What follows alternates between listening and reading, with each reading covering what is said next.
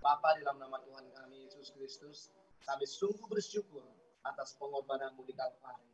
Dan sore hari ini, ketika kami melakukan perjamuan lagi Tuhan, untuk mengingat Engkau ya Tuhan, biarlah kiranya Tuhan, Engkau ingatkan setiap kami untuk apa yang Kau lakukan di Kalvari, atas setiap dosa dan pelanggaran kami.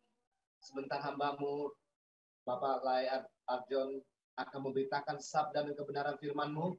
Biarlah kiranya pengurapan-Mu ada di atasnya Tuhan. Hikmat marifat-Mu ada di atasnya, sehingga firman yang keluar dari mulutnya menjadi remah yang berkuasa. Firman-Mu berkuasa menempelak hati kami, supaya hati kami diubahkan seperti hati Kristus. Dan pikiran kami dirindu Tuhan. Dan kami semakin hari memiliki pikiran Kristus. Berfirmanlah Tuhan, di dalam nama Tuhan Yesus, kami telah berdoa dan mengucap syukur. Amin. Silakan Lai Arjon.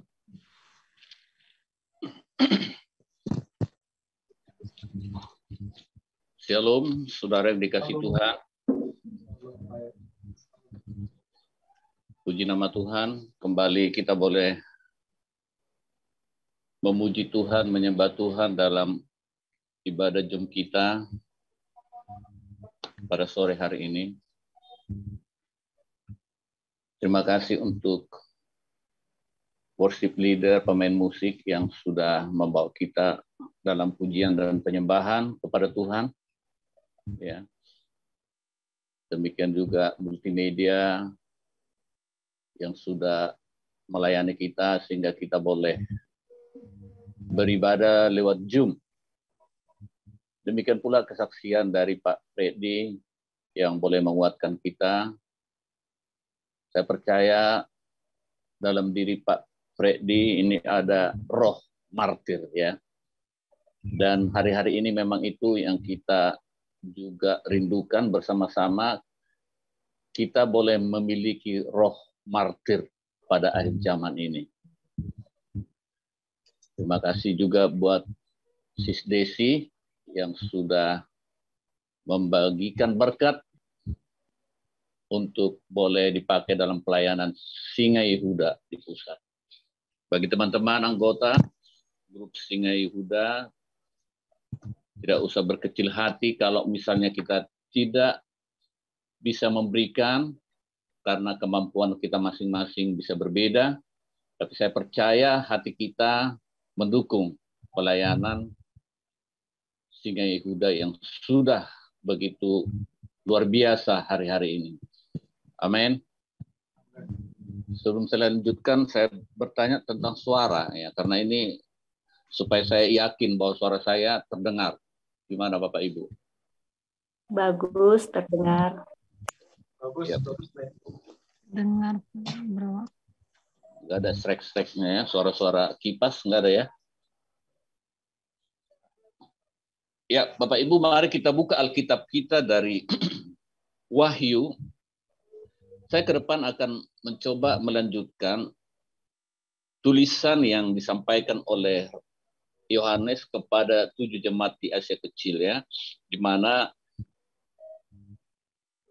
kita sudah membahas kepada 2 jemaat, yaitu di Efesus dan di Smyrna. Kali ini kita belajar tulisan yang disampaikan kepada jemaat di Pergamus.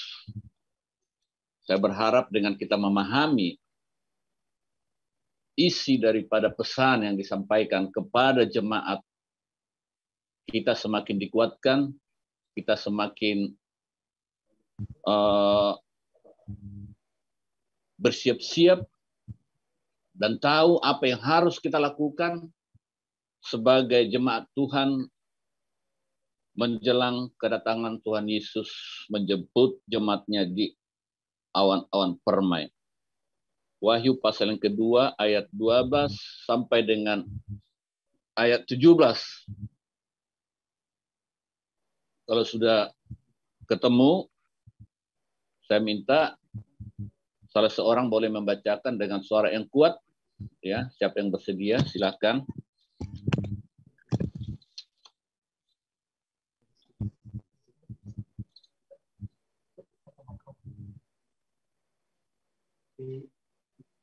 Wahyu berapa, Le? Wahyu 12, Wahyu 2 ayat 12. ayat 12 sampai 17. Wahyu 12. Wahyu 2 pasal 2. Wahyu 2 ayat. Pasal 2 ayat 12 sampai ayat 17. Oh. Saudara-saudara, mari kita perhatikan bersama-sama Wahyu 2 ayat 12 sampai dengan 17. Demikian firman Tuhan. Judul perikopnya kepada jemaat di Pergamus. Dan tuliskanlah kepada malaikat jemaat di Pergamus. Inilah firman Dia yang memakai pedang yang tajam dan bermata dua. Aku tahu di mana engkau diam, yaitu di sana, di tempat tahta iblis, dan engkau berpegang kepada namaku, dan engkau tidak menyangkal imanmu kepadaku, juga tidak pada zaman Antipas, saksiku yang setia kepadaku, yang dibunuh di hadapan kamu, di mana iblis diam. Tetapi aku mempunyai beberapa keberatan terhadap engkau. Di antaramu ada beberapa orang yang menganut ajaran Bileam, yang memberi nasihat kepada Balak untuk menyesatkan orang Israel, supaya mereka makan persembahan berhala dan berbuat zina. Demikian juga ada padamu orang-orang yang berpegang kepada ajaran pengikut Nikolaus. Sebab itu bertobatlah. Jika tidak demikian, aku akan segera datang kepadamu, dan aku akan memerangi mereka dengan pedang yang di mulutku ini. Siapa bertelinga, hendaklah ia mendengarkan apa yang dikatakan Roh kepada jemaat-jemaat. Barang siapa menang, kepadanya akan kuberikan dari mana yang tersembunyi, dan aku akan mengaruniakan kepadanya batu putih yang di atasnya tertulis nama baru, yang tidak diketahui oleh siapapun selain oleh yang menerimanya. Demikian firman Tuhan. Ya, amin. Puji Tuhan, terima kasih buat Saudara Diman yang sudah membacakan firman Tuhan. Amin. Puji Tuhan. Nah, Bapak Ibu Saudara dikasih Tuhan, saya memberikan judul khotbah yaitu kompromi dengan dosa. Ya.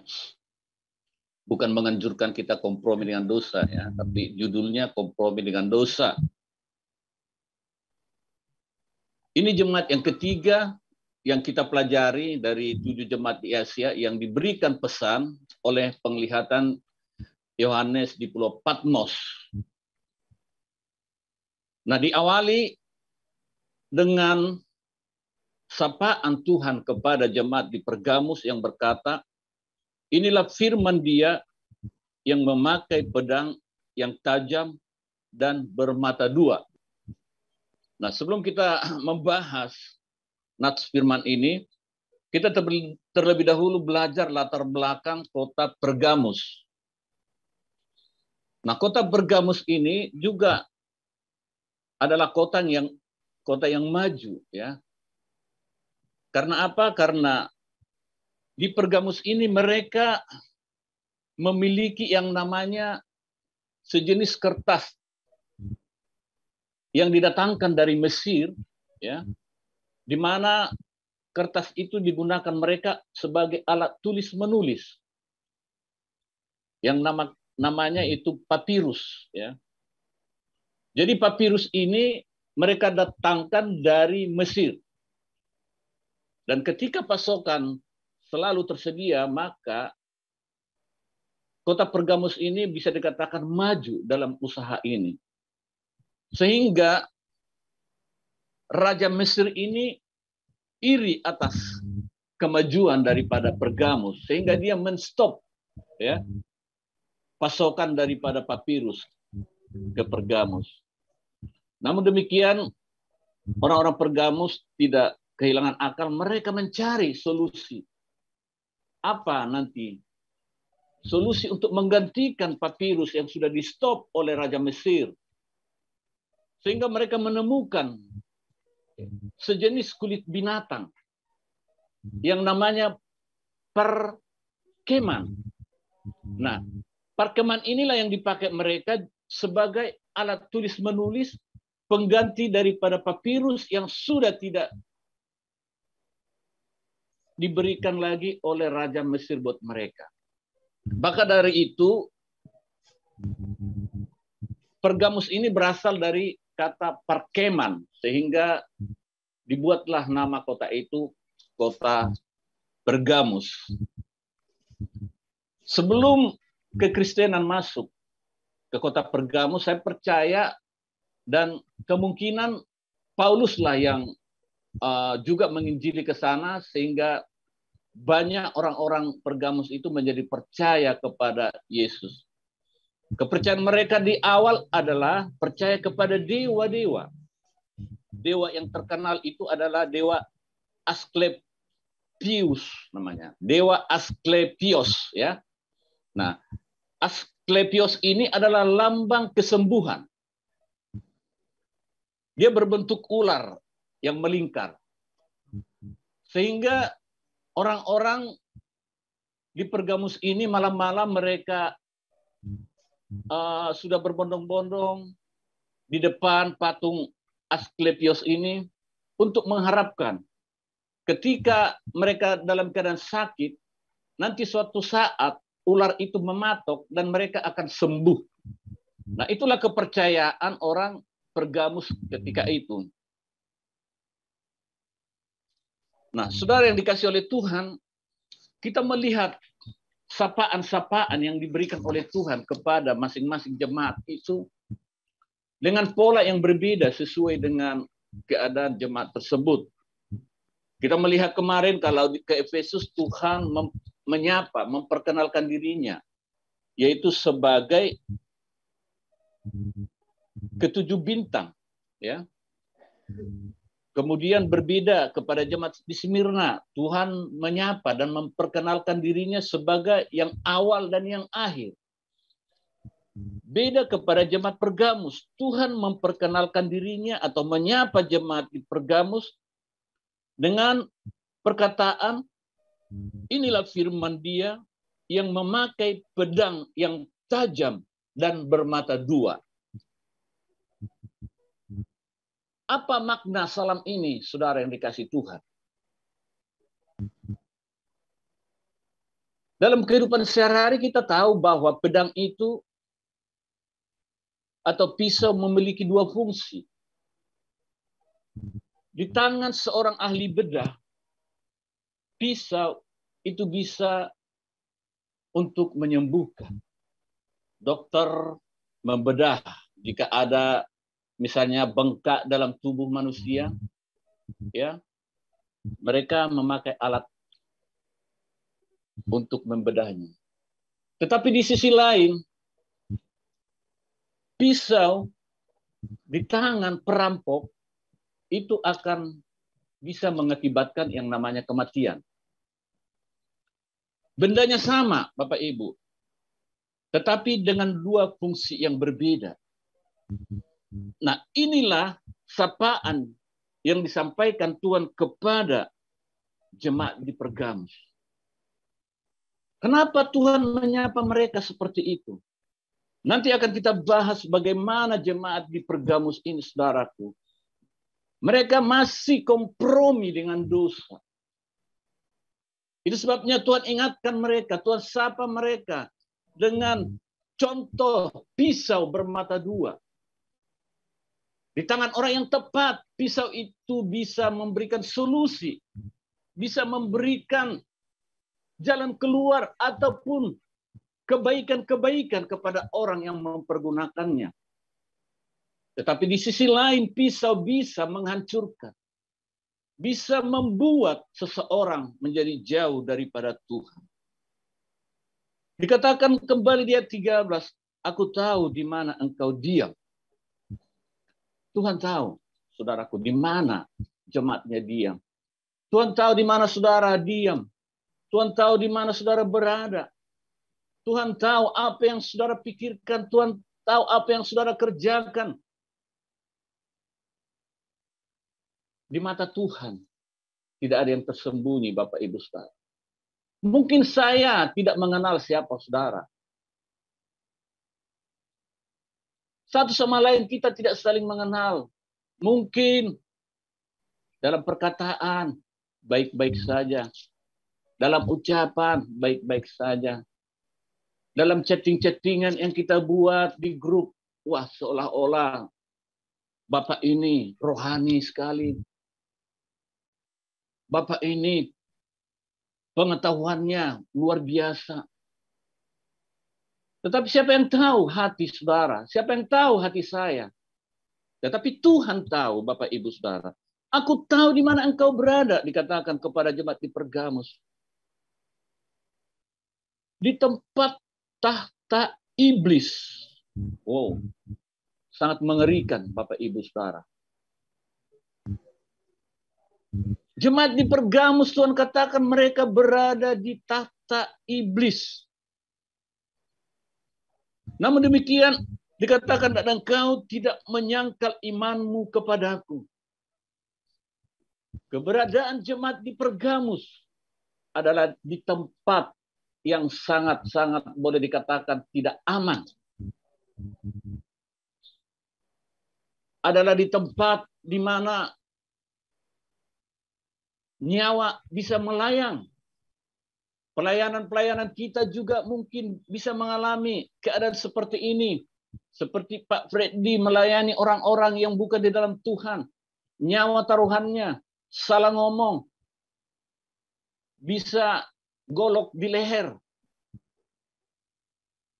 Itu sebabnya terjadi kompromi Bapak Ibu Saudara di jemaat Pergamus ini. Dari satu sisi mereka sudah mengenal Tuhan, Yesus, oleh pengajaran-pengajaran yang sudah mereka terima. Namun karena mereka pada dasarnya adalah orang-orang penyembah berhala, mereka awalnya adalah memiliki kepercayaan kepada dewa, sehingga praktek penyembahan kepada dewa itu masih terus berjalan di kota Pergamus ini, saudara. Itu sebabnya di ayat 14 dikatakan, tetapi aku mempunyai beberapa keberatan terhadap engkau. Jemaat di Pergamus sudah diajar. Jemaat di Pergamus sudah diarahkan sesungguhnya untuk kembali kepada Tuhan yang benar. Namun demikian, di antara mereka masih ada yang terus menjalankan budaya-budaya pada masa sebelum kekristenan masuk ke kota Pergamus. Yaitu mereka tetap pergi kepada dewa mereka untuk meminta kesembuhan.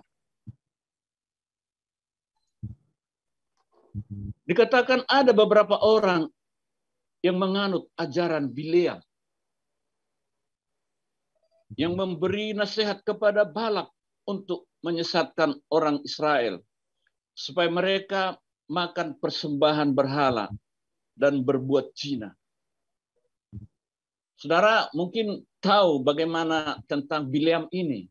Ya, di dalam Bilangan itu dijelaskan bagaimana Bileam disogok ya supaya dia mengutuk bangsa Israel, dan terjadi beberapa peristiwa di situ. Kalau saudara boleh baca di Bilangan mulai pasal 23.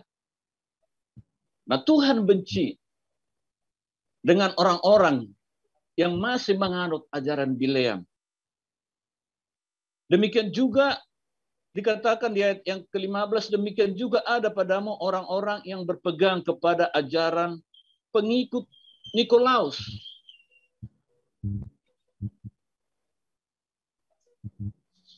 Nah, ajaran Bileam dan ajaran Nikolaus ini ada persamaannya, saudara. Ya.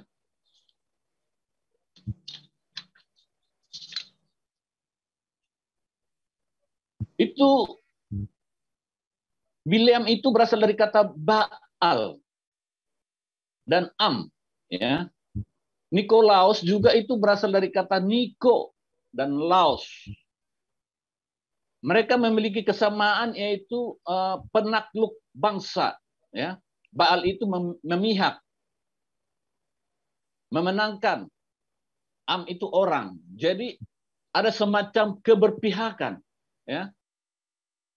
keberpihakan kepada seseorang, keberpihakan kepada sebuah bangsa. Akibat mereka berpihak kepada orang, mereka menyakiti hati Tuhan. Untuk menyenangkan seseorang, mereka berkompromi untuk melakukan dosa. Nah, Tuhan benci dengan orang-orang yang mengikuti ajaran-ajaran demikian, saudaraku. Orang yang berkompromi dengan dosa, Tuhan benci. Kalau di jemaat Efesus kita melihat bahwa mereka itu adalah jemaat yang benci kepada ajaran Nikolaus. Berbeda dengan jemaat di Pergamus ini, masih ada di antara mereka yang mengikuti ajaran-ajaran daripada Nikolaus. Jadi kalau kita melihat seperti apa jemaat di Pergamus ini, saya percaya perjuangan mereka juga berat seperti juga perjuangan yang dialami oleh jemaat di Smyrna. Nah, kalau jemaat di Smyrna kita melihat itu penganiayaan besar yang mereka hadapi, ya. Namun kalau kita membaca sejarah di jemaat di Pergamus ini, penganiayaan itu sudah mulai berkurang, Bapak Ibu Saudara. Saya sudah jelaskan pada surat yang diberikan kepada jemaat di Smyrna tentang yang namanya 10 periode dari 10 kaisar kekristenan yang membuat penganiayaan besar terhadap jemaat. Dimulai dari Kaisar Nero sampai kepada kaisar yang ke-10 yaitu Diocletian. Nah, dalam sejarah dikatakan 10 kaisar ini, ya, yang memerintah pada saat itu membuat orang-orang yang mengikut Tuhan itu sengsara. Mereka dianiaya, mereka disiksa, mereka dibunuh, saudara. Nah, setelah berakhir, ya, kekuasaan daripada 10 kaisar ini, maka turunlah kuasa itu kepada yang namanya Konstantinus, Bapak Ibu Saudara, ya. Nah, di dalam kekuasaan Konstantinus ini sudah mulai berubah. Di dalam kekuasaan Konstantinus inilah kekristenan itu mulai mengalami yang namanya keberanian. Karena apa? Karena Konstantinus ini dia membela kekristenan pada saat itu. Nah, kalau saudara membaca sejarah yang dia bermimpi ada salib atau seperti apa dan dia berperang, ya kan? Dia berperang dan dia menang. Nah, pada saat pemerintahan dialah dikawinkan agama, ya, dengan politik, dikawinkan pemerintahan dengan agama. Nah, sesungguhnya kalau kita lihat apakah Konstantinus ini sungguh-sungguh murni kepercayaannya kepada Tuhan Yesus? Saya membaca dari sejarahnya, karena di akhir daripada kematiannya, sebenarnya dia belum dibaptis. Padahal dia itu bapak gereja dikatakan. Catatan yang saya baca bahwa motivasi dia adalah untuk mempertahankan kerajaannya. Sehingga dia mengambil hati daripada orang-orang Kristen. Sementara yang dijalankan pada saat itu masih berlaku yang namanya kompromi-kompromi. Orang-orang yang sudah menjadi Kristen, ya, masih diizinkan mereka untuk kembali kepada kepercayaannya yang dulu, yaitu menyembah kepada patung, mencari kesembuhan daripada patung dewa mereka itu. Nah, itulah sebabnya saudara yang dikasih oleh Tuhan, Tuhan Yesus mengatakan bahwa jemaat itu berada di tahta iblis. Jadi dari 7 jemaat yang ada di Asia Kecil ini, sungguh-sungguh Pergamus ini disinilah bertahta yang namanya kerajaan iblis. Kalau kita aplikasikan kepada jemaat-jemaat yang ada di akhir zaman ini, saudara, kita bisa melihat di dalam sebuah gereja, di dalam sebuah komunitas, pasti tidak semuanya sungguh-sungguh mereka memiliki iman yang teguh kepada Tuhan. Itu bisa kita temukan dari sekian jemaat, pasti ada yang melakukan yang namanya kompromi-kompromi. Pada hari Minggu beribadah ke gereja, memuji dan menyembah Tuhan. Tetapi ketika mereka mengalami sakit penyakit, ketika mereka mengalami kebangkrutan dalam usaha, mereka masih percaya untuk datang kepada orang pintar agar usahanya boleh semakin maju. Mereka masih percaya kepada dukun agar sakit penyakitnya boleh disembuhkan. Nah, pada zaman ini di Pergamus, jemaat yang melakukan hal ini diberikan kompromi. Inilah pengikut-pengikut Bileam dan Nikolaus, saudaraku yang dikasih oleh Tuhan. Dari satu sisi mereka mengajarkan kebenaran-kebenaran firman Tuhan. Tapi dari sisi lain mereka kompromi dengan namanya ajaran-ajaran yang menyenangkan manusia.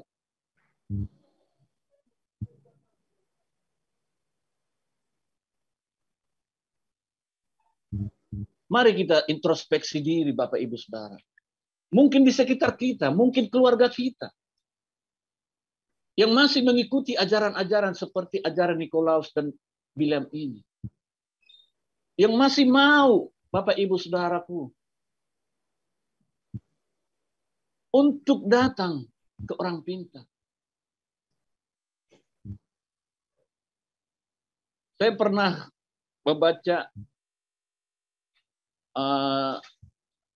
di sosial media, ya kebetulan saya masih aktif Facebook, masih bisa saya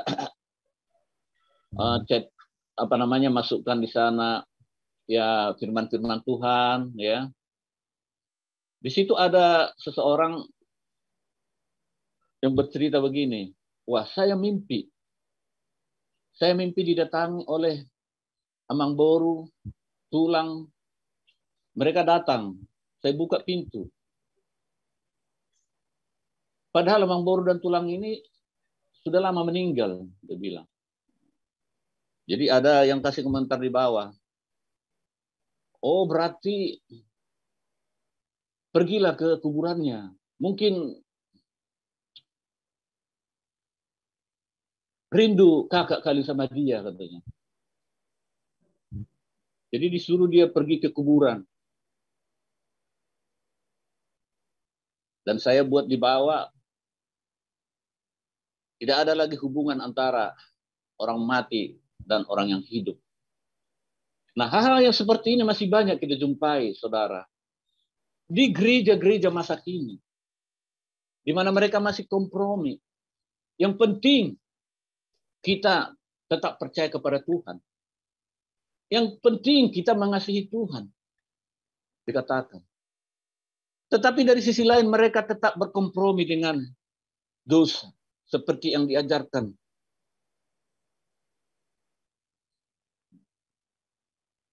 yaitu ajaran-ajaran Bileam dan Nikolaus. Nah, saya percaya Bapak Ibu Saudara, kita yang ada di Jog ini sudah jauh dari hal seperti itu. Itu namanya kita menyakiti hati Tuhan.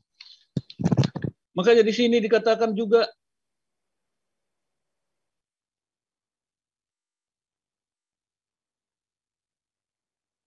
tetapi aku mempunyai beberapa keberatan terhadap engkau. Di antaramu ada beberapa orang yang menganut ajaran Bileam, yang memberi nasihat kepada Balak untuk menyesatkan orang Israel supaya mereka makan persembahan berhala dan berbuat zina.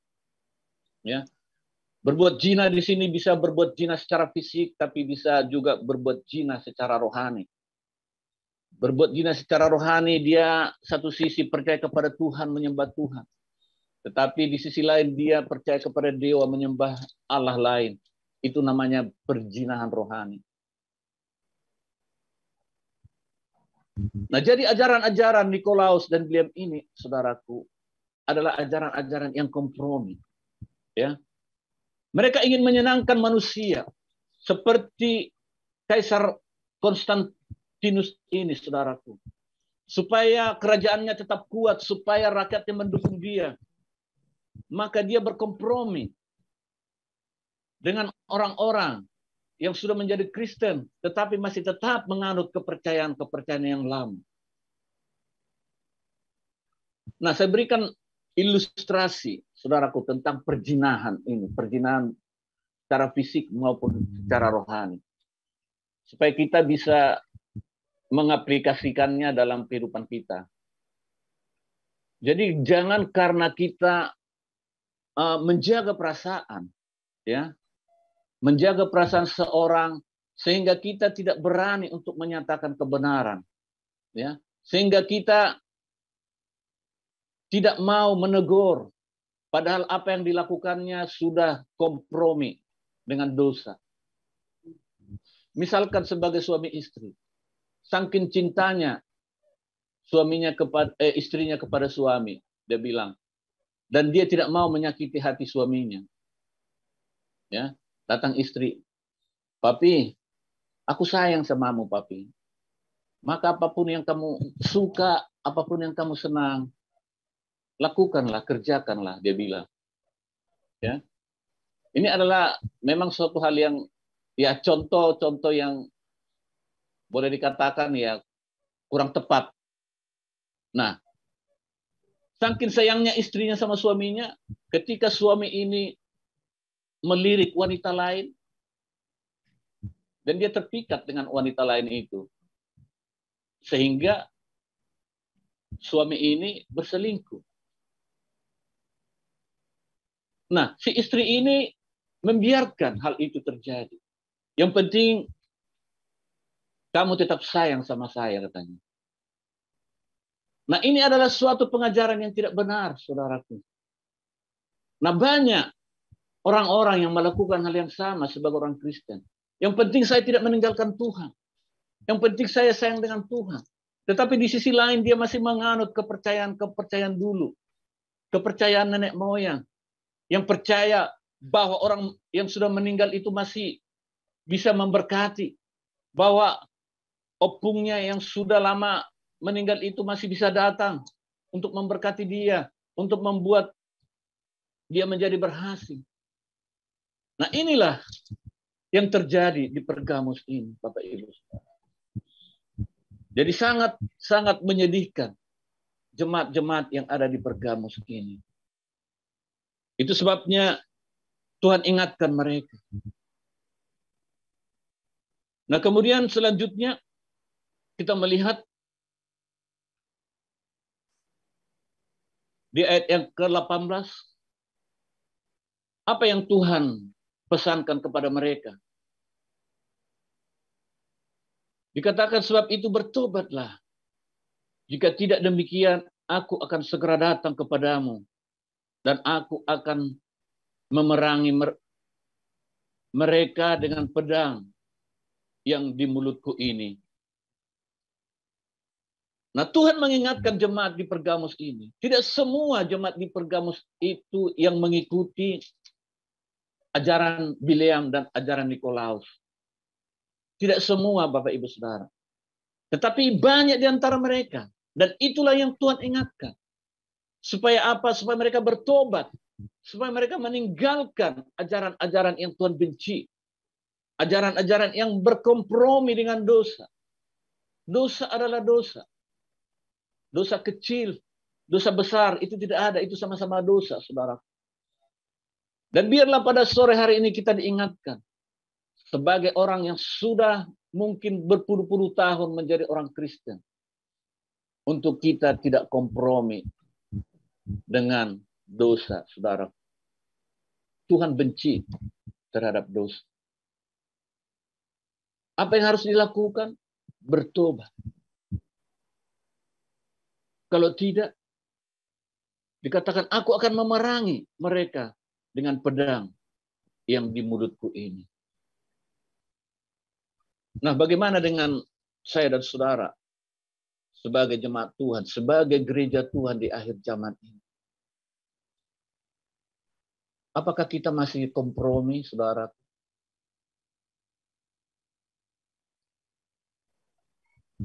Saya ketemu dengan seorang hamba Tuhan pada komunitas kami yang ada di Kota Medan kemarin dalam ibadah.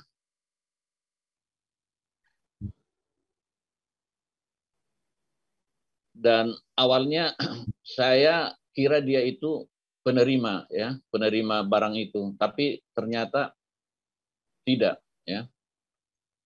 Dan puji Tuhan, saya senang dia boleh datang karena satu marga dengan saya. Jadi sudah sekian lama saya ada di komunitas itu, belum ada satu marga dengan saya, ya. Nah, kami sama-sama hamba Tuhan dan dia seorang gembala. Tetapi saya melihat bahwa masih ada kompromi di mana dia tanya anak saya, anaknya sekolah di mana? Masih ada yang sekolah? Masih. Oh, masih bisa sekolah? Masih. Walaupun tidak menerima itu, masih, saya bilang. Wah, di tempat saya nggak bisa. Dan terpaksa anaknya yang menerima. Nah, maksud saya di situ ya berarti Bapak ini masih memiliki yang namanya kompromi, ya. Nah, hal itu Bapak Ibu Saudara, ya, janganlah sampai terjadi. Katakan iya di atas iya, tidak di atas tidak. Dan masih ada yang lain juga, teman-teman yang bekerja. Dari awal kita sudah nasihatkan.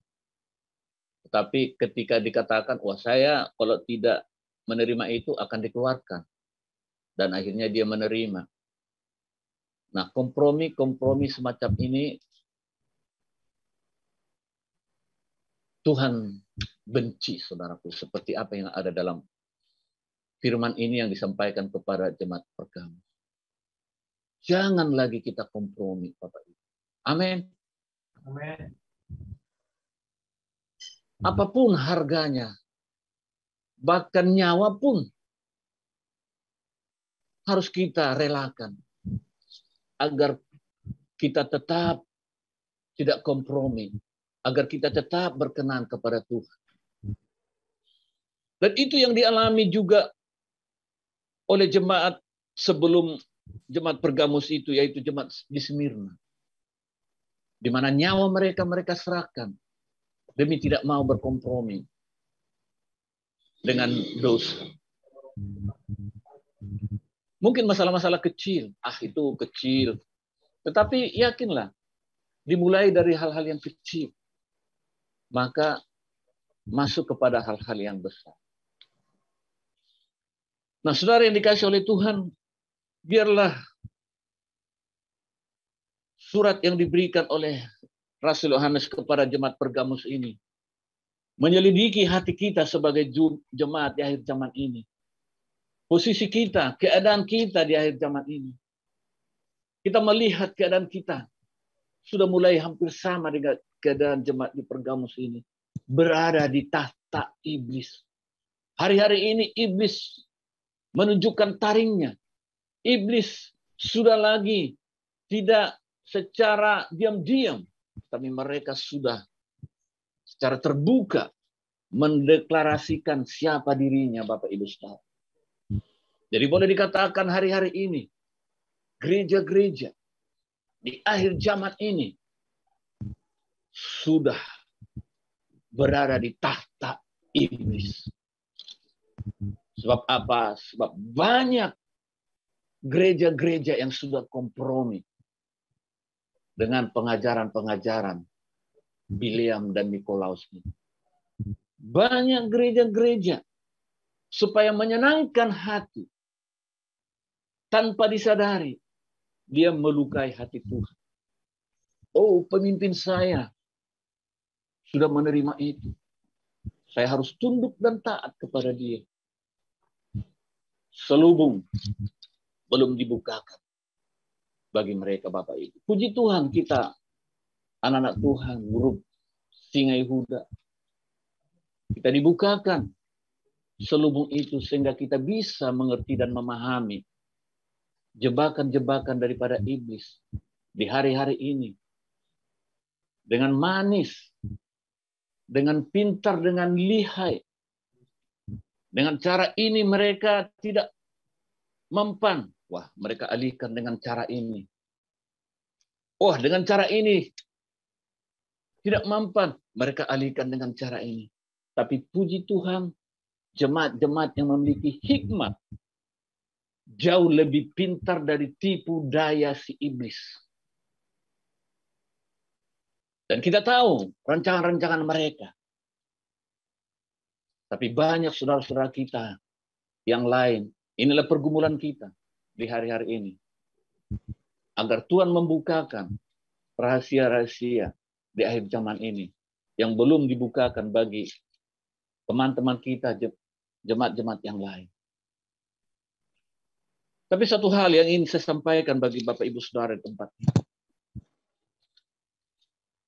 Tidak menerima tanda itu bukan satu-satunya bahwa kita siap untuk diangkat.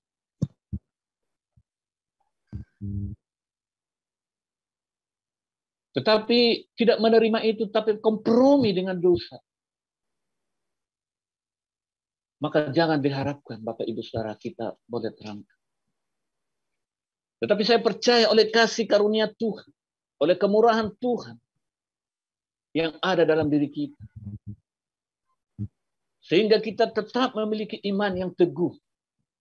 Dan ketika dia datang, dan dia bertanya adakah iman? Jadi iman yang teguh yang kita miliki hari-hari ini. Dan tidak mau kompromi dengan dosa. Itulah yang membuat kita, kebersamaan kita kelak bersama-sama dengan dia.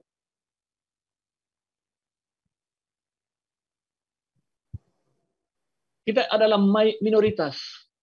Tetapi saya melihat orang-orang yang minoritas ini masih dipres, Bapak Ibu Saudara.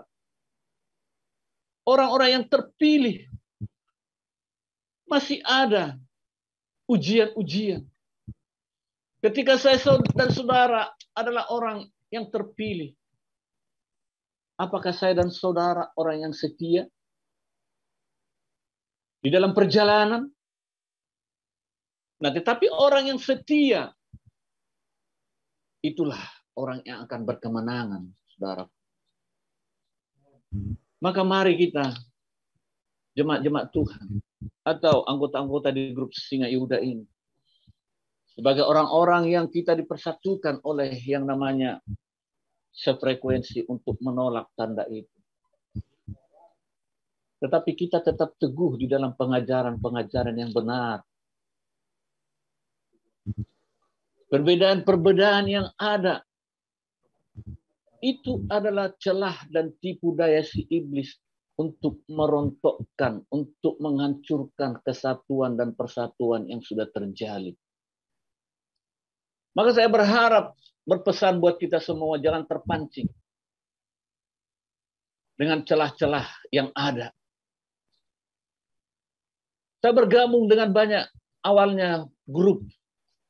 Dan saya boleh mengatakan,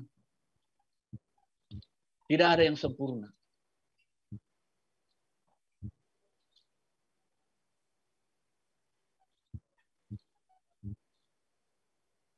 Tidak ada yang sempurna. Banyak perbedaan. Tetapi bagaimana kita mensiasati perbedaan itu?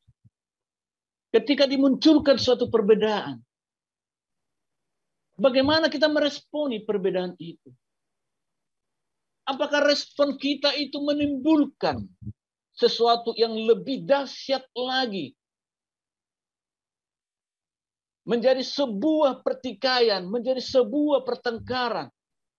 Satu dengan yang lain saling menjatuhkan. Satu dengan yang lain bahkan tidak merepresentasikan lagi sebagai anak Tuhan. Bisa mengeluarkan kata-kata, bisa mengeluarkan ucapan yang menyakiti hati saudara. Saya percaya setiap kita diberikan karunia. Karunia nabi, karunia pengajar, karunia penginjil. Tetapi mari kita mempraktekkan karunia-karunia yang ada dalam diri kita itu dengan benar, Bapak Ibu Saudara. Kalau apa yang kita sampaikan akibatnya adalah sesuatu pertengkaran, akibatnya adalah sesuatu sakit hati, akibatnya adalah sesuatu perpecahan, maka saya percaya bahwa iblis telah bekerja dan merusak persatuan dan kesatuan itu. Untuk itu Bapak Ibu Saudara yang dikasihi oleh Tuhan, saya ingin menyampaikan buat kita, saya bukan orang yang baik, saya bukan orang yang hebat, saya adalah orang biasa. Saya adalah orang yang banyak kekurangan dan kelemahan. Tetapi izinkan saya berbicara dalam grup kita ini. Karena saya melihat, saya mengamati banyak hal yang terjadi, yang mungkin kita tidak sadari. Ucapan-ucapan kita, perkataan-perkataan kita, itu dipelintir oleh si iblis. Sehingga orang yang menafsirkan, orang yang mendengarkan, menjadi memiliki persepsi terhadap apa yang disampaikan. Teguran-teguran yang diberikan bisa menimbulkan persepsi yang salah jika diresponi dengan salah.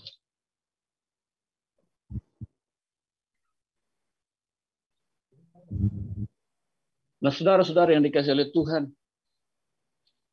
mari kita satu dengan yang lain juga di dalam berbicara, di dalam menyampaikan argumen-argumen, dalam menyampaikan pesan-pesan di chatting kita.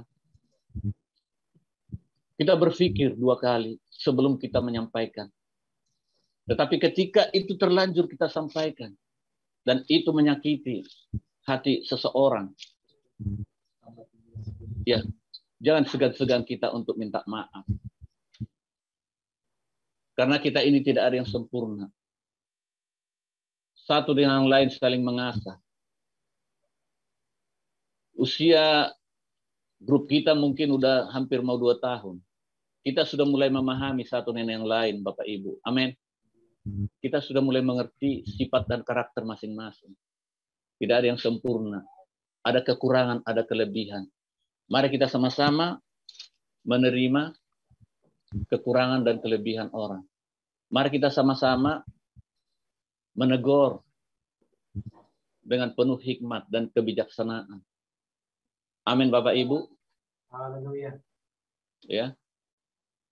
Jadi saya berbicara bukan sebagai orang yang lebih tua, ya, bukan. Tapi saya berbicara, ya, apa yang Tuhan taruh dalam hati saya sampaikan buat saudara. Mungkin di grup ini masih banyak yang lebih tua, ya, Ibu Lesmawan, ya, lebih tua, ya kan, dari saya. Tapi ya saya juga udah termasuk tua, sudah hampir 60 tahun, ya kan? Ya. Mari kita saling menghargai untuk menyampaikan pendapat dalam grup ini. Kok jadi lari ke situ ya, saudara ya? Ya, tapi apa yang ditaruh dalam hati saya itu yang ingin saya sampaikan buat kita. Demi kemajuan kita bersama. Amin. Ya. Apa yang baik kita petik. Apa yang tidak baik, ya, kita seleksi, ya. Demikian juga hal-hal pengajaran-pengajaran, ya. Ya. Apa yang baik dari hamba Tuhan si A, kita petik. Apa yang jelek dari dia, ya kita lupakan. Tidak ada yang sempurna, ya. Tapi kalau sudah memang doktrinnya sampai kepada tentang keselamatan, ya kita kick lah, ya kan. Makanya terus terang ke yang video yang dibagikan kemarin. Kaget juga saya menontonnya, ya. Kalaupun itu dipercayai kawan-kawan tersebut, ya janganlah dimasukkan, ya, karena menurut saya ya hal itu bagaimana ya, kita di sini menerima Yesus sebagai Tuhan dan Juru Selamat, tapi dikatakan di situ Yesus Kristus lahir 25 Desember. Yeshua Masya lahir di mana? Ada yang mendengar video itu, teman? 15 TC. Yeshua Masya 15 TC lahirnya. Iya, jadi kan itu membuat kegaduhan, ya. Nah, kalau yang seperti ini saya sepakat jangan dimasukkan. Makanya kan saya hapus. Sebenarnya saya menunggu Lay David, ya kan, tapi karena mungkin Lay David sibuk pas saat itu, dan akhirnya saya hapus karena menurut saya itu udah nggak betul, ya. Kalau saya menghargai teman-teman yang percaya di sini orang-orang mesianik, ya, yang tidak mau menyebutkan nama Yesus, ya, tapi mengatakan Yeshua Masya. Saya menghargai. Tetapi jangan menyudutkan orang yang memanggil Yesus itu. Kita saling menghargai. Nah, kalau sudah sampai kepada ini, ya, kita kick, kita hapus. Ya. Saya lupa, pernah ini sekalian apa namanya, masukan-masukan buat kita, ya. Suardi, ya, Leswardi namanya, ya. Ya. Iya. Halo, Leswardi yang mana itu? Siapa? Iya, iya. Masih muda, ya, masih muda, masih berjiwa muda, semangatnya masih kuat, ya. Katanya pernah saya berdoa, dalam doaku itu di sini dalam grup ini ada penyusup. Nah, saya nggak ingat, ya. Dan saya coba buka, tidak. Tapi terus terang setelah Leswardi ngomong seperti itu, saya mengingat-ingat, bukan saya menyatakan di grup ini ada penyusup, tetapi jika ada penyusup-penyusup di dalam grup ini, ya Tuhan singkapkan, begitu. Nah, tetapi jangan kita langsung mengambil kesimpulan orang yang keluar dari grup atau yang dikeluarkan dari grup itu adalah penyusup, ya. Tapi saya percaya Tuhan akan singkapkan penyusup-penyusup itu, ya. Dari apa statement-statementnya, dari video-video yang seperti apa yang dimasukkan. Nah, kemudian satu hal yang ingin saya sampaikan. Mohon maaf, sebenarnya firman Tuhan yang harus saya sampaikan.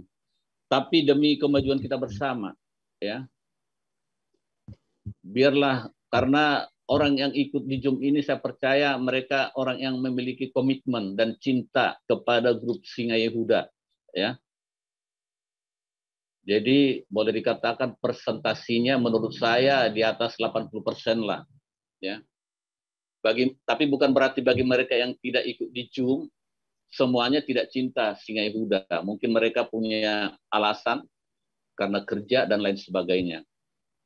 Nah, maksud saya di sini orang yang sudah dimasukkan, ya, yang dipercaya, tetapi tidak pernah nongol, tetapi tidak pernah memberikan masukan, ya, perlu kita percaya. Iya. Oke. Nah, saya akhiri dengan ayat yang terakhir ya, dengan ayat terakhir di ayat 17 ya.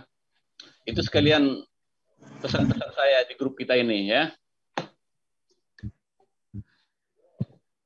Dikatakan di situ, coba Pak Suardi dulu baca dulu ayat 17. Ayat 17 yang terakhir.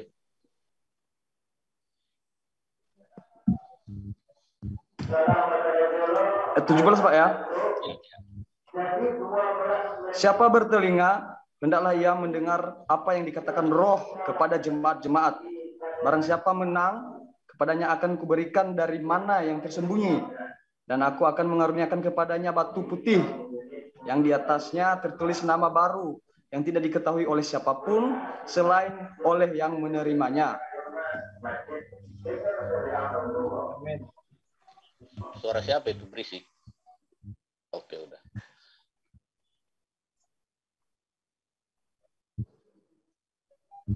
Nah, setelah kita mempertahankan iman, saudaraku, apa yang kita peroleh? Dikatakan kepadanya akan kuberikan mana yang tersembunyi. Mana menggambarkan firman yang hidup. Bukankah firman Allah berkata, langit dan bumi akan lenyap, tetapi firman Tuhan tetap tinggal selama-lamanya. Siapakah firman itu? Yesus sendiri. Firman itu adalah Kristus. Tidak hanya itu, dikatakan firman Tuhan, aku akan mengaruniakan kepadanya batu putih yang di atasnya tertulis nama baru. Apa arti dikaruniakan batu putih dengan nama baru? Nah, saudara yang dikasih Tuhan, pada zaman dahulu batu putih memiliki arti yang sangat baik. Nah, arti pertama, jika seseorang dituduh melakukan kesalahan, dia dijatuhkan ke pengadilan. Setelah diselidiki, ternyata dia tidak bersalah. Untuk membuktikan bahwa orang itu tidak bersalah, hakim membersihkan namanya. Hakim memberikan batu putih kepadanya. Jadi batu putih ini menjadi tanda bahwa dia tidak bersalah. Nah, itu arti yang pertama. Nah, apa arti yang kedua? Jika seseorang prajurit ikut berperang dan dia menang, maka prajurit itu diberi batu putih sebagai lambang kemenangan. Jadi batu putih adalah sebagai lambang kemenangan. Nah, arti yang ketiga, jika seseorang tinggal di negara lain, kemudian pindah ke Israel, lalu dia menjadi orang Kristen, orang ini mendapatkan batu putih sebagai tanda bahwa dia resmi menjadi orang Kristen. Jadi batu putih bertanda resmi bahwa dia adalah pengikut Kristus. Nah, arti penting yang keempat. Misalnya, saya memiliki seorang sahabat. Ya. Lai David Manalu. Kami sama-sama lahir dari Tipang, satu desa kecil di Humbahas. Nah, sebelum kami berpisah, kami mengambil batu putih. Lalu batu putih dibelah dua. Yang satu diberi nama Arjon Marbun. Yang satu diberi nama David Manalu. Batu putih yang bernama David Manalu saya kalungkan. David putih yang bernama Arjon Marbun dikalungkan oleh saudara David Manalu. Ketika kami sudah menjadi tua, atau sebelumnya, ketika kami misalnya bertemu di suatu tempat, maka kami saling mengetahui. Tetapi jikalau kami tidak memiliki kesempatan untuk bertemu, Ketika kami sudah menjadi tua, maka batu itu akan kami titipkan kepada anak-anak kami. Dengan harapan siapa tahu nanti anak-anak kami bertemu karena mereka memegang batu putih itu. Jadi batu putih adalah tanda yang sangat penting pada zaman itu. Nah, apa arti batu putih ini secara rohani bagi kita, saudara yang dikasih Tuhan? Yang pertama, kita semua sebenarnya sudah dijatuhkan ke persidangan. Dan kita sudah dinyatakan bersalah. Saya dan saudara sudah disidangkan, dikatakan bersalah. Tetapi karena Kristus turun ke dunia, Dia telah memberikan nyawanya, darahnya. Dia juga menanggung semua kesalahan kita. Maka karena Kristuslah kita dinyatakan tidak bersalah. Amin. Haleluya. Kita dinyatakan bebas dari hukum dosa. Kita seharusnya masuk penjara. Tetapi karena Kristus kita dibebaskan. Kita memiliki hidup kekal di surga. Amin. Itu arti rohani yang pertama dari batu putih. Nah, arti yang kedua, sebagai orang Kristen, sebagai orang percaya, Bapak Ibu Saudara, kita sering mengalami peperangan rohani dalam kehidupan ini. Melawan hawa nafsu diri kita sendiri. Dan kalau kita menang, kita akan diberi batu putih sebagai tanda kemenangan. Kemudian yang ketiga, kita adalah warga negara surga. Kewarganegaraan kita pindah. Kita bukan lagi orang-orang dunia. Oleh karena itu kita tidak usah ikut cara-cara dunia. Kita diberi batu putih sebagai tanda bahwa kita seharusnya berpisah dari cara-cara dunia. Amin. Amin. Tanda itu mengingatkan kita, oh saya tidak sama lagi dengan ini. Firman Tuhan berkata, kamu tidak serupa dengan dunia. Ini maksudnya, saudara. Tidak serupa dengan tingkah laku, tidak serupa dengan sifat, tidak serupa dengan karakter-karakter dunia yang masih kompromi dengan dosa, yang masih bernegosiasi dengan dosa. Ingat, tanda itu ada di dalam diri saudara dan saya. Dan yang terakhir, sebelum Kristus meninggalkan dunia, Dia memecah batu putih. Ini arti simbolis, saudara. Batu yang satu sisi tertulis nama Anda, tertulis nama saya. Di sisi lain tertulis nama Yesus. Kita taruh batu putih itu dalam hati kita yang tertulis nama Yesus. Di hati kita harus tertulis nama Yesus. Amin. Pada saat kita meninggal, kita kembali ke surga. Yesus bertanya, mana nama yang dulu kuberikan kepadamu? Kita bisa menjawab, ini Tuhan. Tetapi sebelum itu kita alami, jika tanda itu ada dalam diri kita, maka ketika Yesus menggenapi janjinya, Dia akan datang. Suatu kelak saya akan datang untuk menjemput jemaatnya, menjemput gerejanya, untuk bersama-sama dengan aku selamanya. Maka ketika Tuhan melihat tanda ada dalam diri kita, maka kita akan ikut menyongsong Dia di awan-awan permai dan bersama-sama dengan Dia untuk selama-lamanya. Amin. Haleluya. Biarlah tanda batu putih itu ada melekat dari diri kita, dalam diri kita, saudaraku. Sehingga kita tidak sia-sia mengikut Tuhan dalam dunia ini.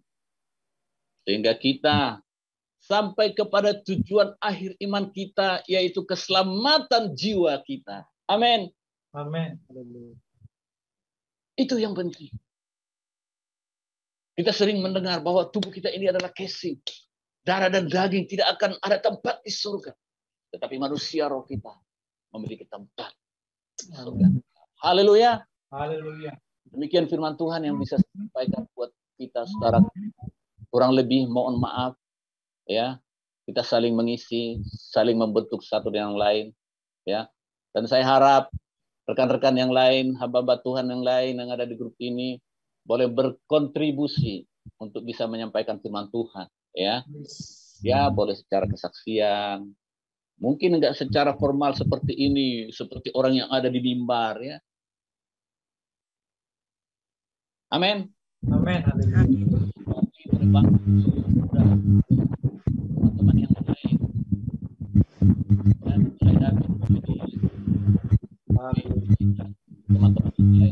lain kita aja ya yang ngomong. Haleluya. Terima kasih Pak Arjon atas Ya, firman. Tuhan Yesus memberkati. Amin. Saya sampaikan kepada Haleluya. protokol kita. Baik. Kita semua mengucapkan terima kasih kepada Lai Arjon yang sudah membagikan kebenaran firman Tuhan. Kiranya jadi berkat dan kita semua kenyang manusia roh kita. Amin. Baik. Ada beberapa pengumuman. Besok kami jam 3:30 akan berangkat ke bantaran rel kereta api di Tanah Tinggi untuk melakukan ibadah pelayanan pemulung. Doakan supaya orang-orang yang kami layani menerima Tuhan. Jadi supaya mereka menanti-nantikan kami setiap bulan bukan untuk sembako tapi untuk roti hidup Yesus Kristus. Amin. Ada 100 paket sembako dan juga bingkisan-bingkisan dari taburan-taburan Bapak Ibu yang sudah dikirim ke Singai Huda Pusat. Kami sudah bungkus. Kiranya akan jadi berkat buat mereka besok. Baik. Pengumuman berikutnya adalah nanti kita akan koordinasi dengan Pak Freddy untuk pelayanan ke tempat-tempat yang Pak Freddy sebutkan tadi, dan kiranya tempat-tempat tersebut juga akan menjadi lahan ladang pelayanan Singai Huda. Kami mengundang Bapak Ibu yang bertempat tinggal di Jabodetabek untuk ikut menara doa setiap hari di sini atau ibadah di sini setiap Sabtu. Karena tempat kita cukup luas untuk menampung sekitar 10 sampai 15 orang di ruangan menara doa ini. Ya. Oke, demikian. Baik, mari kita tutup pada kita sore hari ini. Makasih Tuhan Yesus. Bapak, kami mengucap syukur dan terima kasih untuk penyertaan-Mu sejak awal, pertengahan, hingga akhirnya ibadah kami ini, Tuhan. Hadirat-Mu hadir di tengah-tengah kami dan kami sangat dipuaskan pada sore hari ini. Tiba saatnya Tuhan kami berpisah satu dengan yang lain melalui Zoom ini Tuhan, tapi secara roh kami tetap terkoneksi ya Bapak. Kami bersyukur dan berterima kasih. Makasih Bapak. Mari kita angkat sama-sama tangan kita di hadapan Bapak, menerima berkat dari Bapa di surga, di dalam persekutuan anaknya yang tunggal Yesus Kristus dan penghiburan rohnya yang kudus menyertai kita dari sekarang sampai selama-lamanya. Maranatha, Tuhan Yesus datang menjemput kita di awan-awan yang permai. Kami memuji kebesaran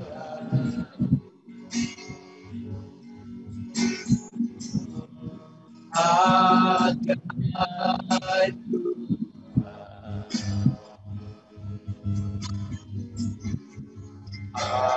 ajaib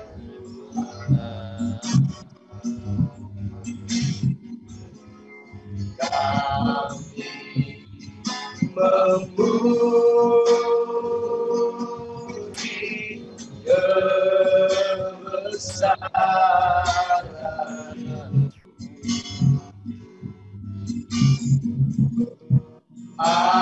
ajaib Tuhan,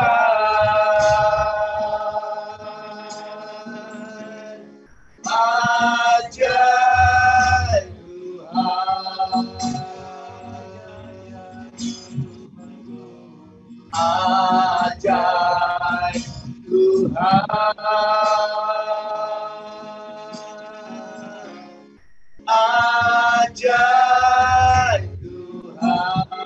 Ajaib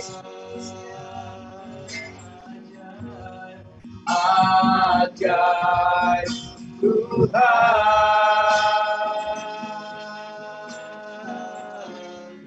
ajaib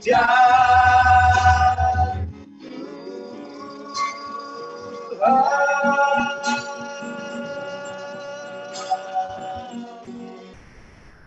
Shalom, sampai jumpa Sabtu depan. Sabtu depan. Mudah-mudahan